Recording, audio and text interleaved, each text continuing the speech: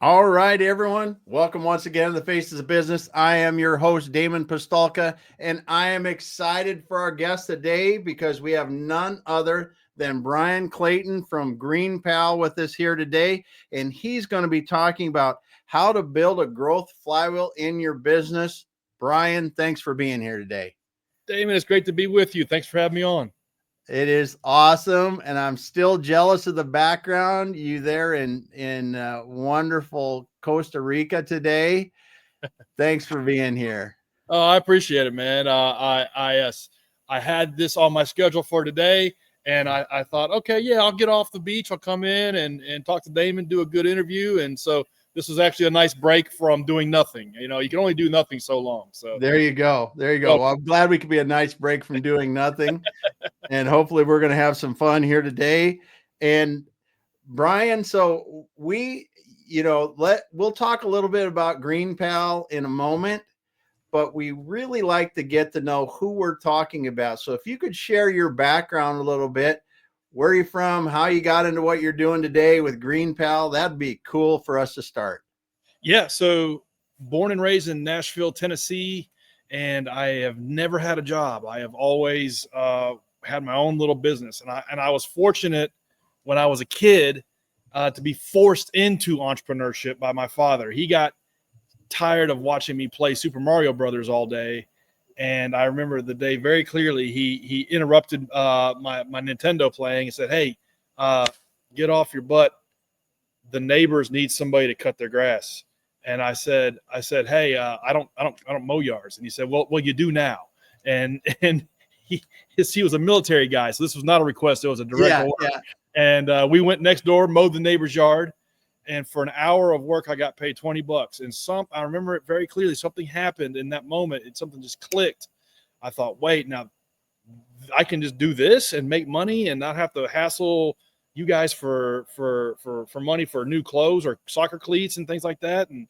And I remember when I got done, I started making up flyers on our home computer and passing them around the neighborhood, and got 10 customers that first summer. And I just kept doing that through high school, kept doing it through college. And over a 15-year period of time, built that into an actual business, eventually growing the company to around 150 employees. Wow. And then it was acquired. That business was acquired by a national company that operates several of them. And so I was very fortunate to have a good father to force me to do something I didn't want to do, but that was good for me. And then and also be in a growing community like Nashville, where if you're running a small business, you could just trip over new business every day because new stuff was built, new people were moving there. There was prosperity there. So a lot of hard work, but a lot of luck, and built and sold that company. And then I took some time off, did a bunch of traveling, and got really discontent that I didn't have a mission. I didn't have a project. I didn't have a reason that it was important for me to get out of bed early in the morning. And I thought, okay, well, I'm going to start another company. What should I start? And at the time, Uber was just getting rolling. Uber was just started in a couple of cities in the United States. And I'll never forget, I took an Uber ride for the first time in San Francisco. And this was 2012, 2013. And I thought that was magical, that you could just push a button and something happened in the real world. And I thought, somebody's going to build this for lawn mowing. It might as well be me. And so it was naivete as an asset, but recruited 2 co-founders, and we started working on GreenPal. Here we are 10 years later. It's a 10-year overnight success. Yeah. So who would have ever thought that the Uber ride would give you the idea and go into this? That's totally. Life cool. is strange sometimes, with little moments that could change the way your whole life takes shape with just one little thing. And I remember it very specifically because up until then, things you would do on your phone or on a website only happened in the digital sense. That was the first time where you would push a button and something real in the real world happened. And yes, that was like an aha moment for me. And that gave me the confidence that could exist for this little industry that I knew, the lawn mowing landscaping business. I knew somebody was going to build it, and I just decided I wanted to be the person. Yes. Yeah. And you're right. It's really that Uber really was the beginning of, like like you said, press, they come to you. They're Right. using your location. You're using other resources around you, depending on who's closest. There were so many things that were coming together just in that Right. application. Yeah, it was for the first time everybody had a supercomputer in their pocket.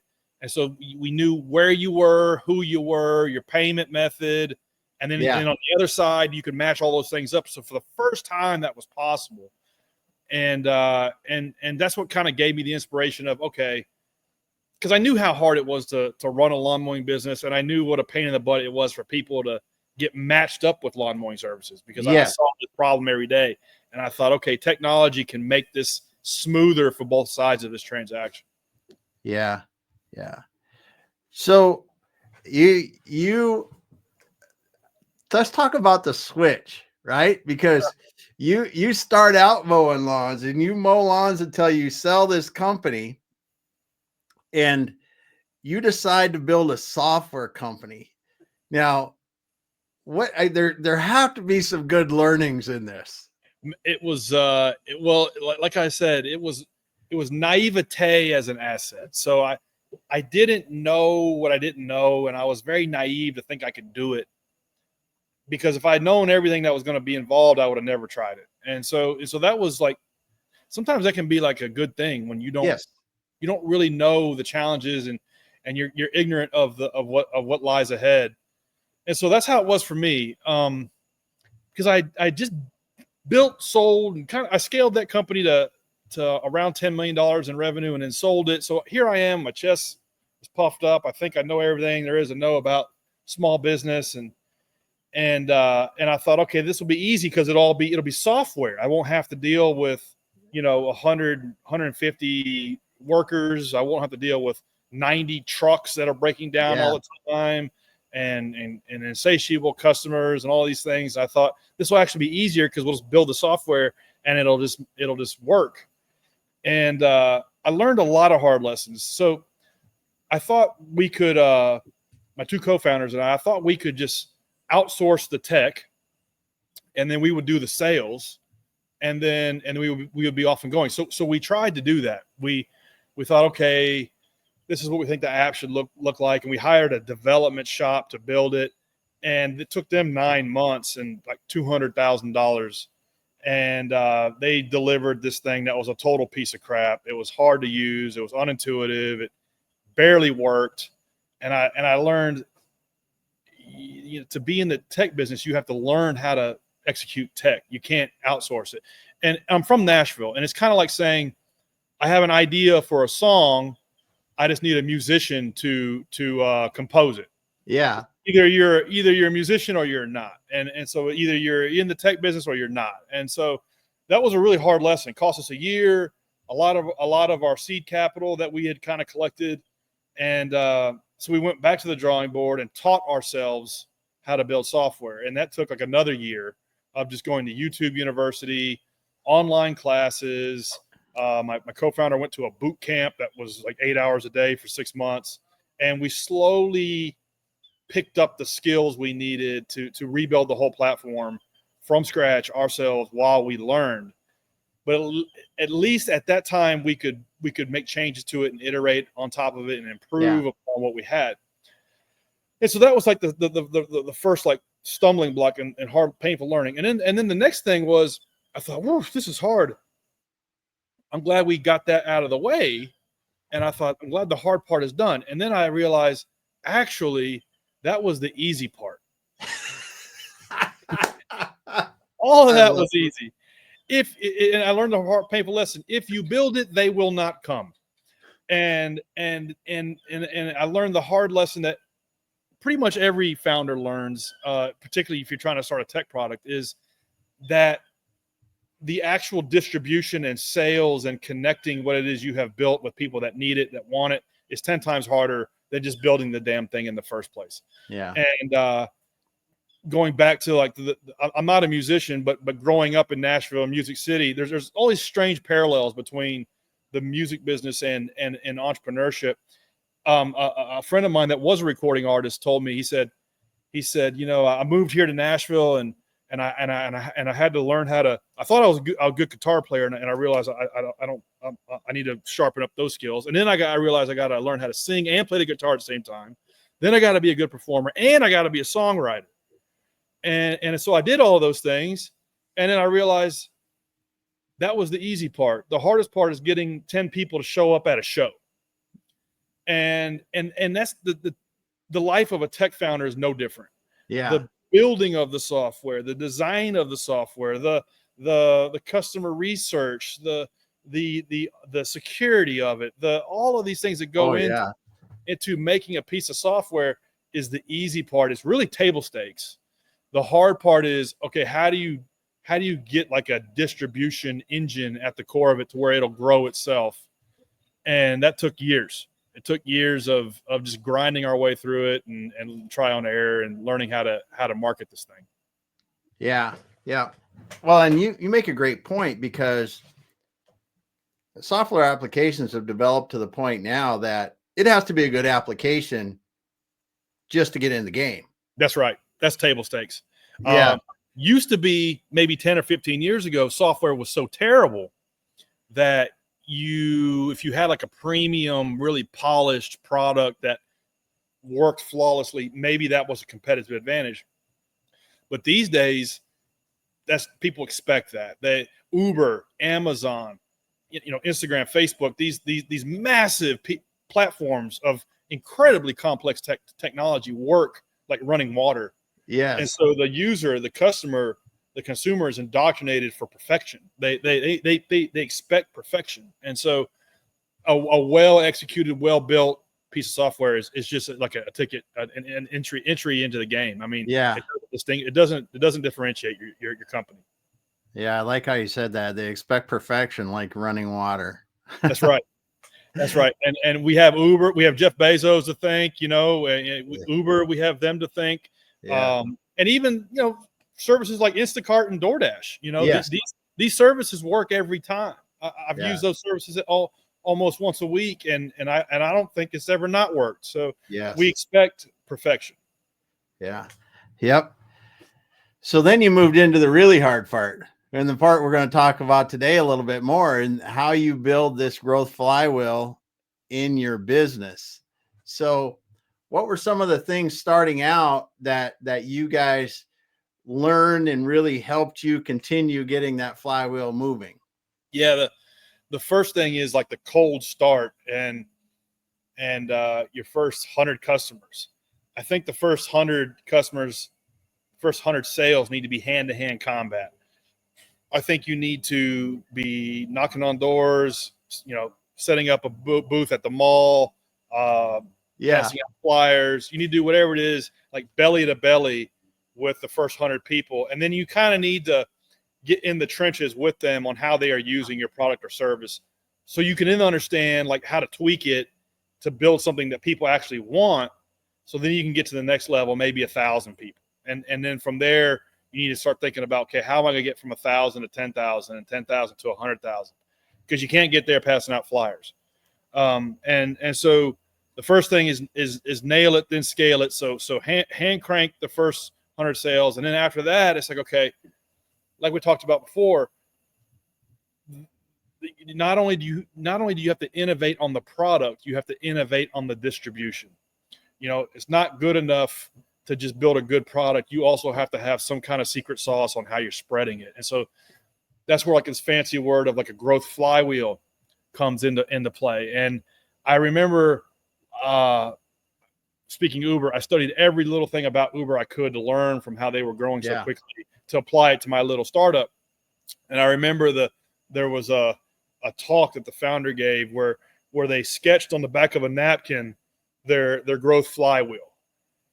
And it was, okay, we know that if we have a certain number of drivers, we get a certain number of consumers. And then we need to focus on one thing, wait time. If we get wait times to go down, that means more consumers are happier with it, which means that they refer their friends, which means more consumers come on, which means vendors can make more money, which means more vendors come on. And then the whole thing kind of reinforces itself in this flywheel effect. And so we started looking at that in our business in terms of, okay, well, well, how can we juice the cycle in our business? Okay, well, we Mm-hmm. kind of have a similar business in terms of lawn care providers submit pricing and consumers hire the one they want to work with, but then beyond that, it kind of breaks down, and we started noticing, okay, how do we get more consumers beyond just word of mouth, and how do we use the exhaust of what's happening in this flywheel and try to use it to get more customers?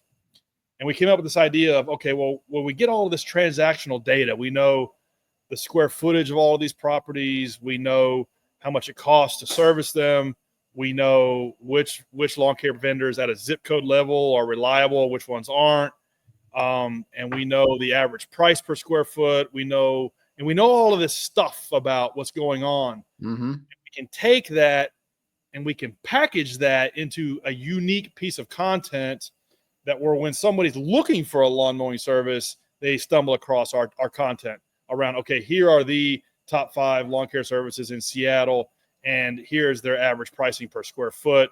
Here's how often they show up on time. And guess what? You can also hire them right here. Yeah. And so that flywheel effect of, okay, these things are happening. We're getting this data. We can then recapture that data, package it up in a nice, easy to digest piece of content for new consumers to discover what GreenPal is, was the flywheel effect that we stumbled upon. But this stuff doesn't have to be complicated. Hey, if you're a plumber and you want more bathroom like remodels or something, you just need to make it part of your workflow that you document every step of the way, and you send it off to a VA who packages it up into nice TikTok videos and puts it out for you. And that's just part of what your business does. Mm-hmm. Your business is not only in the business of doing plumbing work, but it's also in the content creation business. It's in the short video business. And so you have to bake into the DNA, into the actual workflows of the business, these sorts of things, so the business can grow itself, and there's a growth flywheel in the center of it. Yeah. Yeah. And you hit one of the things that we talk about a lot of the businesses that I'm helping, and that's content creation, because it is so important anymore. If nothing else, the fact that, what is it? It's well over half of the buyers now are millennials, or close to it. And they want to be able to look you up on a phone. They want to be able to see what you are, who you are, what you're doing, and really not just, hey, I'm going to be able to come there and mow your lawn, but who's going to mow your lawn? How do they treat the world? How do they look at their life? All these things. How are the employees talking in the whole scheme of things? And that content becomes so important to not just say whether I could be the person that could mow the yard. Is it's a person that aligns with me on things that I think are important as well. Exactly. And something you just said, I was thinking about it the other day. So I'm 45. So I'm Generation X, almost millennial, somewhere in the middle. And for the last 20 years, millennial was one of those kind of like funny things you would call somebody. You would call like because every generation looks on the previous generation and kind of cracks jokes on them. And for my whole life, we kind of, if we called somebody a snowflake or a millennial, that was kind of the same thing. And the millennial in my head always kind of occupied this space of like the young college grad, not my customer. Well, time flies, and 10 years go by like that. Millennials are the customers now. Yes, they are. And so that's who you're marketing to. And it's like you just said, they buy in very different ways than we were accustomed to 20 years ago. And you have to make part of what your business does. Your business is not only in the plumbing, HVAC, home construction, lawn care. You're in the content creation business. You have to make it part of the natural course of actions of what your business does in order to build any kind of lasting flywheel. Yeah, you certainly do.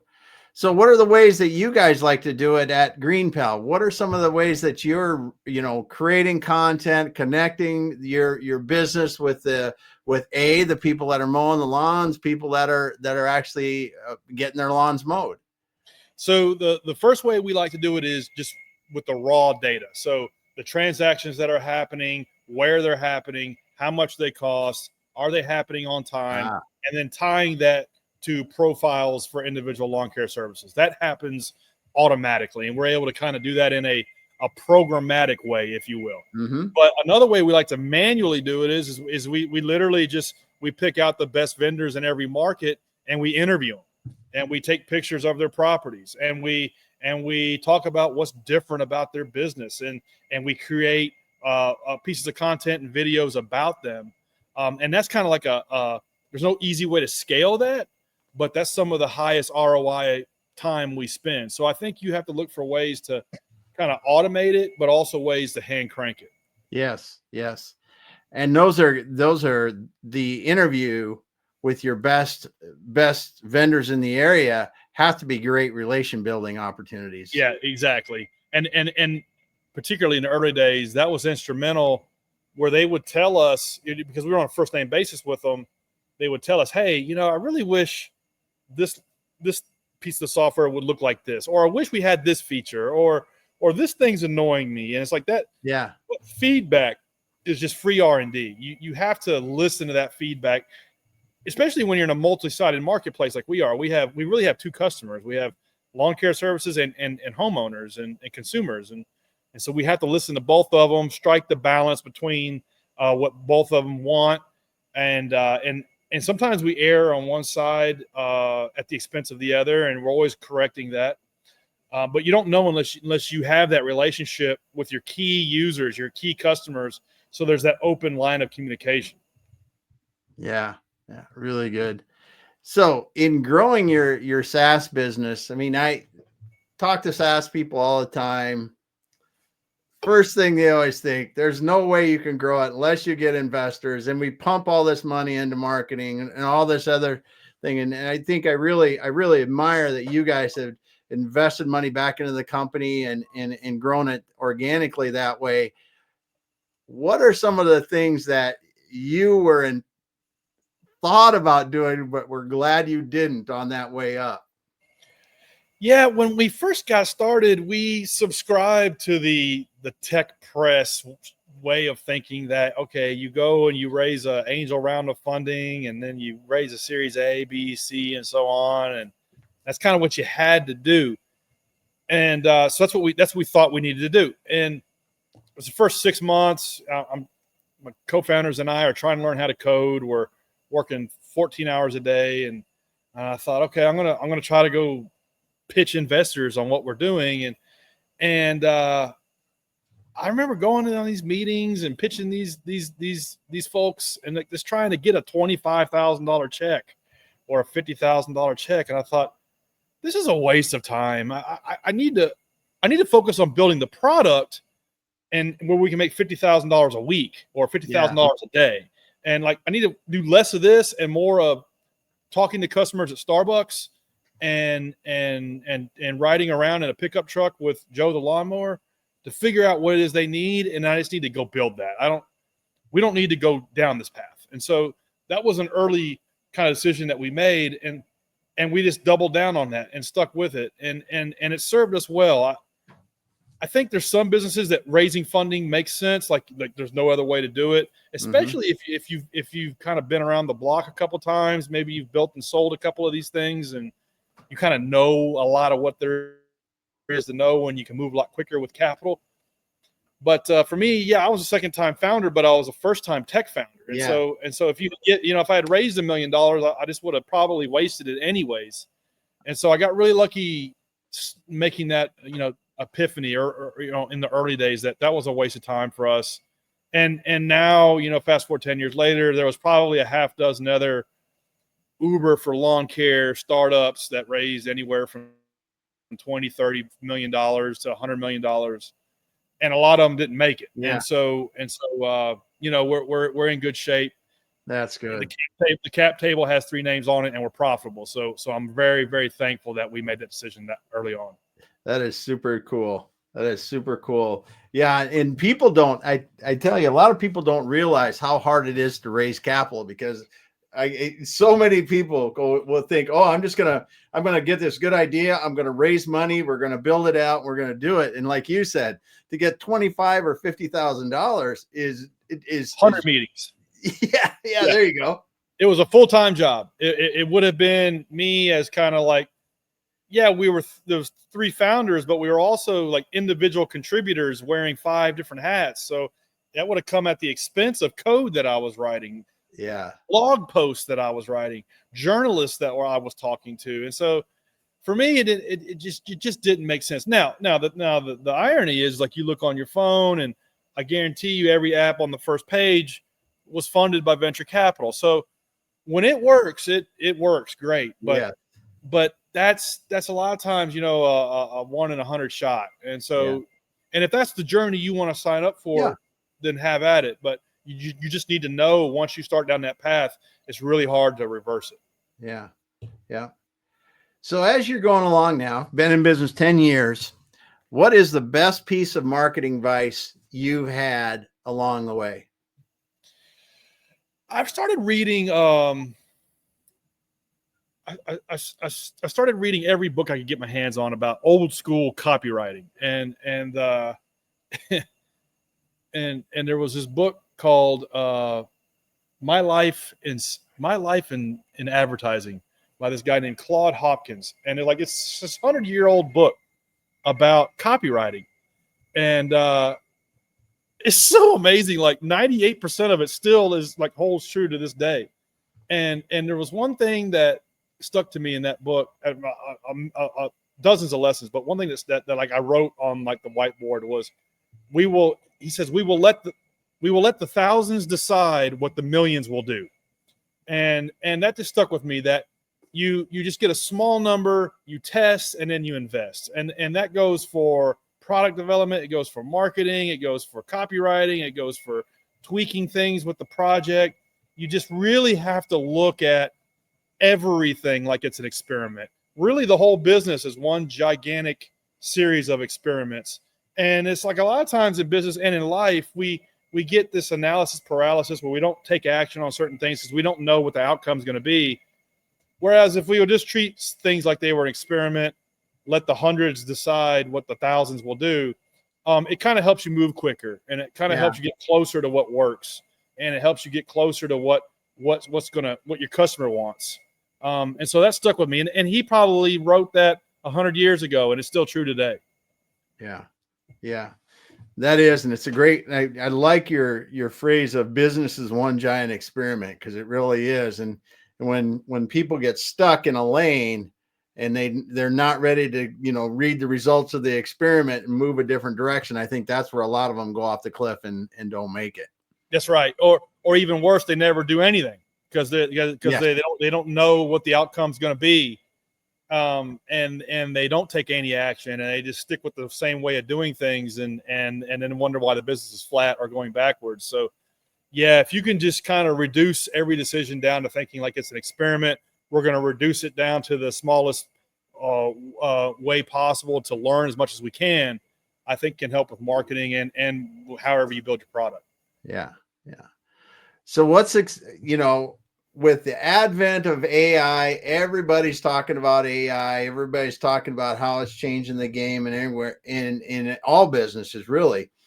What are some of the things that you're excited for coming into the future, whether it be AI, whether other advancements that really are going to be exciting for you guys at GreenPal? At a personal level, just in my personal day-to-day like job duties, AI is kind of like, I have a Harvard grad on the left hand and a Stanford grad on the right hand side of me, and like they just sit there and like the only thing they want to do is just make me happy, and I can just query both of them for help, and it's just amazing. It's incredibly powerful. So to me, that's cool. It's like no longer do you have to like get an attorney on the phone that makes $500 an hour to ask them a question about something. No longer do you have to, rope in the CPA at $350 an hour when you have a quick question about something. It's like, you have the world's like knowledge at your fingertips. And so at a conversational level. And so at a personal level, like in what I do every day, that's amazing. I think for us in implications in GreenPal, the low-hanging fruit that it's helping us with is taking a mess of unstructured data and helping it become understandable and structured and in a way that you can make sense of it. So I'll give you an example. For us, it's like for years we've had this weird thing where you know, Columbus, Ohio will do 10 times the transactions that a Miami, Florida will. And we just cannot figure that out. And so a data scientist to kind of like pour over it, you know, that's a $500,000 a year person. Yeah. And we've just never been able to like make that jump. Well, now with these language models, we can dump in all of our database information. Okay, here's all of the lawn care vendors. Here's all of the customers. Here's all of the bids that were placed at the zip code level. Here's how fast it took them to hire. Here's when they showed up. Here's the people that booked another service. Let's make sense of this, and let's try to draw learnings from it as to why this market is outperforming this market. Wow. And what we need to do to make this market operate as good as this other market. And so for the first time, you know, $500,000, $1 million a year person. I mean, that kind of person would make $1 million a year at Uber. We have access to that now. Yes. And so that's very exciting. And like every time I turn around, it's getting better and better and better. And so for small businesses like ours, our team is only 40 people. It's going to be interesting to see, you know, what the next 5 years looks like for small, medium-sized businesses that have access to these super powerful tools that previously only the big boys did. So yes. That's what I'm excited about. Yeah. Yeah, that is super cool. And that the example of, I love the knowledge at the fingertips, because I'm going to tell you, it just, like you said, you just, I don't know. Oh, now I do. And we thought Google was good, right? We thought Google was, and it is a big step up from a book or going to a library to try to find it. But the way that the large language models have brought it to your fingertips is incredible. It's incredible. It just summarizes all of the best of the open internet down to this one little thing you want to know. I mean, it's an incredible thing. And I think in the next 5 years, I think plumbers will make more than attorneys. Yeah. I think probably home cleaning services will make more than CPAs. It's going to be super interesting to see what happens to like really high end knowledge workers, because that's all commoditized now. So it's kind of terrifying when you think about it. Yeah. And you know, like anything, I think I was just reading an article about this. I think maybe even this morning. It was like, we all worry about jobs, right? But these things have happened. It was it was the train, it was the boat, it was whatever you want to call it, that people were going, oh, now what? But we all, it's all transition, and things change, and something new happens, and it's the way it goes. But the huge thing that you brought up, this unstructured data into understandable big data kind of analysis, that is so intriguing to me, because, you know, in a company like yours, and just say I work in e-commerce a fair amount, you know, when you're talking about thousands of transactions, like you said, different transactions, different products, different states, different environments. A little's over here, a little's over here. Yeah. Over here in this silo. Some of it may be on damn Post-it notes. You can throw it all in and it'll make sense of it. And then for the first time, 99.9% of business owners didn't even mess with it, because it's just such a cognitive overhead of getting over that. For the first time, we can now make sense of these things. Yeah. Making sense of that data and really turn it into actionable information. That's right. It's so cool. What a time to be alive. Somebody said the other day, I think it might have even been the CEO of NVIDIA. He said, if you're going to retire, this ain't the decade to do it. Yeah. So it's kind of like it's day one. Yeah, that's for sure. Well, you know, in GreenPal, you guys, let's talk a little bit about the company. Where are you guys at today? I mean, you are, I mean, well, it's wintertime in a lot of places, so it's probably a time when you guys get to do a little bit of changing, updating, and things like that. But what are some of the things you're excited for this year with GreenPal itself, and how it's working, and some new things that people are going to be able to experience? Yeah, we are putting AI into the internal kind of brain of the platform to help make matching better. So the way it works now is if you are in Seattle, you put your address in, and a text message goes out to 30 or 40 different lawn care services within about 10 miles of you. They submit their pricing, and then you hire the one you want to work with. That's a lot better than doing it by hand and dialing for dollars. But what we want to do is we want to be able to say, okay, here's the 10 lawn care services in Seattle that want your business. And we know with 99% certain like probability that this is the best one for you based off price and reliability, and that they 100% will show up on Thursday. Because right now we can give a prediction in terms of past performance, but it's not always correct. And so we want to be able to crunch those numbers quicker in real time to give you a better, more accurate predictor on, okay, this is the best fit for you. Because it doesn't always work out. You'll hire a guy and his equipment will break, or you'll hire this person and they'll say, hey, the grass is a little taller than I thought, and they'll try to change the price. So it's like those places where the Uber-like magic breaks down. We think we can close that gap with AI. That's very cool. Yeah. Yep. It's gonna be very interesting what you can do with that. That's for sure. Yeah. Cool. And it's like we've stuck it out a decade. Now we've kind of turned a corner, and now we've got this big kind of fulcrum. Mm-hmm. I think a lot of like success in getting one of these things off the ground is just not giving up and staying alive, because like the next thing that helps you is it's just around the corner. You don't know when it's coming, but just stay alive, and because you'll catch a tailwind at some point. Yeah, that's for sure. That's for sure. Well, Bryan, it's been awesome talking to you today, and I just want to make sure that we mention your site. It's yourgreenpal.com.